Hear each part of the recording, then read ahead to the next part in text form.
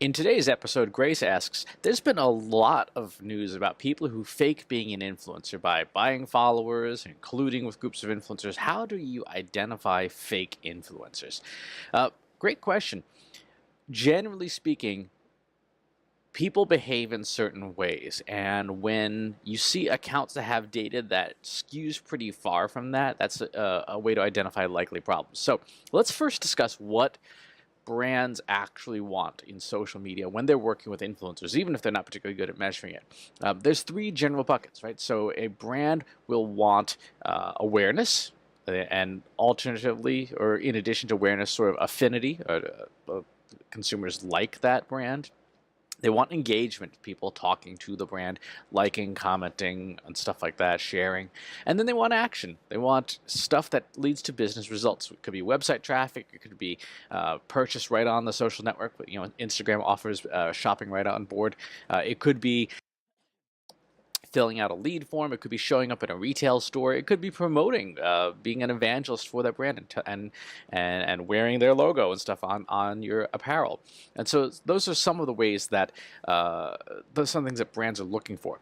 So with that, what are the ways that you can fake influence? Well, there's 3 or 4 different ways.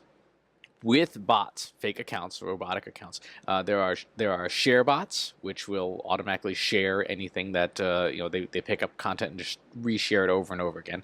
There are paid followings where you can buy followers, and there are these things called pods, which are kind of a gray area. Pods are private groups of people who collude behind the scenes to promote something in a Facebook group, in a Slack channel, whatever. And you just see the effects of it, but you don't necessarily see the conversations of everyone agreeing, hey, we're going to promote Susan's stuff this week. So Susan's going to be the rock star this week, and next week, George, it's your turn. Now, which of these tactics are the worst from a brand perspective? Generally speaking, paid followings are the worst because they're bots, and bot followers don't do anything to increase actual awareness or actual trust or affinity in a brand.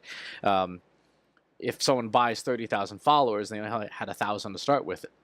Yes, they may be seeing, you may be sharing to an audience of 30,000 on paper, but you're really only sharing to an audience of 1,000 people. Share bots aren't as bad because there's a non-zero chance that they share a piece of content with an actual human. We saw this, we read about it, it's been in the news about how effective bots were in influencing politics and influencing elections. I know they could not have done that if they were sharing only to other bots. They were able to engage with actual people, promote a message those people wanted to promote, and get a good result. And then on the third one is pods. Even though pods are considered a black hat tactic by a lot of folks in social media, the reality is they work and they don't damage a brand's goals, right? If a brand's goals are awareness, engagement, and action, if you get 500 parents sharing a link, that's not a bad thing. That is the belief that pods are bad assumes that you only care about individual influencers. If you can get an entire group of moderately influential people to do something, mission accomplished. So, given all of that above, how do you identify bad actors? The answer, unsurprisingly, is analytics.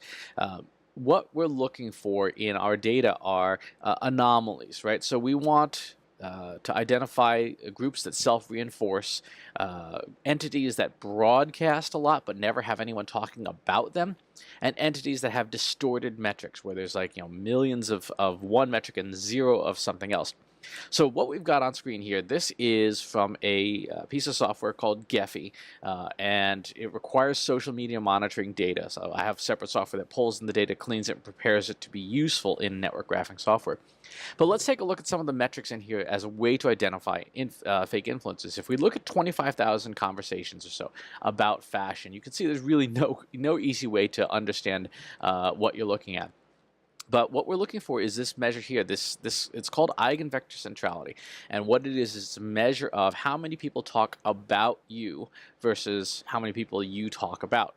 A lot of these bot networks do a lot of broadcasting, but not a lot of receiving, because they have no influence. They particularly on the fake follower front. So anything that has just no connections on the network graph at all and none of this this centrality measure is clearly not something that's going to be influential. And as we go down the list here, you can see the influence is still 0, even though there are some accounts that have, in this case, like here, this one's got broadcasting 49 different conversations, but nobody's talking about it, and the influence measure is still 0. So all of that, we're just going to get rid of all of those people in the network graph. And then there are some accounts, get, post, and regrant and stuff that clearly also don't add anything to the conversation, so we'll go ahead and get rid of that.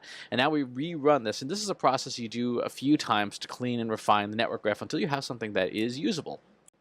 Going through this process, going through now a few iterations, we've gotten rid of everything that is not influential in the sense of contributing to the graph, and look how much neater and cleaner this graph is.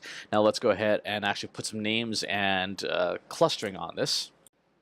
And if we look carefully now, we see these super tight, evenly sized clusters. Those are pods. Now, whether they are pods that are human or bot doesn't matter. Though we can identify through the fact that they have these self-referential loops within each other that they are almost certainly automated.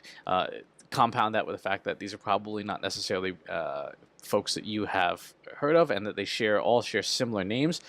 And we've successfully identified that these are clusters that we will probably want to discount or filter out in our monitoring software. So that's what one of the things that comes next is, in the process, once you identify the bad actors, you don't just delete them and go at the rest. You then feed that back into your social media monitoring system, train it and teach it, like, these accounts to not pay attention to. And over time, what will happen is you will get a much cleaner view of the landscape, because you'll be able to remove that stuff from all your monitoring. Once you've done a few passes of that, you then start to see more natural networks, things that appear actually like networks rather than just a couple of big self-referential clusters. And that's when you know you've arrived at an influencer list that is meaningful, that is going to get you reach into a community, which is the whole point, to get that awareness, to get that engagement, and to get that action. So we would be able to say, like, this person here who is highly interactive within this particular Instagram community is the influencer. So if this is a group that we care about, then that's going to get us the juice that we were looking for. This is not easy stuff. This is all machine learning and network graphing and statistics and stuff. So and to do it for a really large space would require some decently heavy compute time. So that's one of the reasons why you don't see more of this in the influencer marketing space, and why companies, even companies that are reputable otherwise in social media monitoring, why their influencer identification algorithms are so bad, because this stuff requires really heavy iron in order to get you the answers that you want about who's actually influential. So your best bet if you're running influencer identification for a brand or for a client is to have a narrower context and dig into that very specific context, rather than trying to go after a huge topic like all fashion. You're going to need supercomputer power to tackle all fashion or all food.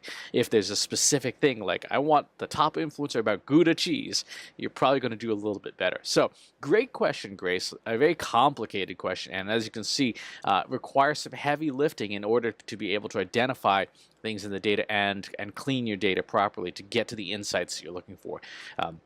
But this is how you do it, and it's now up to vendors and providers and stuff to be able to refine that and turn that into a product that doesn't require a data scientist to dig out. And of course, if this is something that you need to have done, get a data scientist to do it for you, because again, a lot of what's on the market right now, the software isn't up to doing this sort of heavy back-end research. So as always, please subscribe to the YouTube channel and to the newsletter, and I'll talk to you soon. Take care. If you want help with your company's data and analytics, visit braintrustinsights.com today and let us know how we can help you.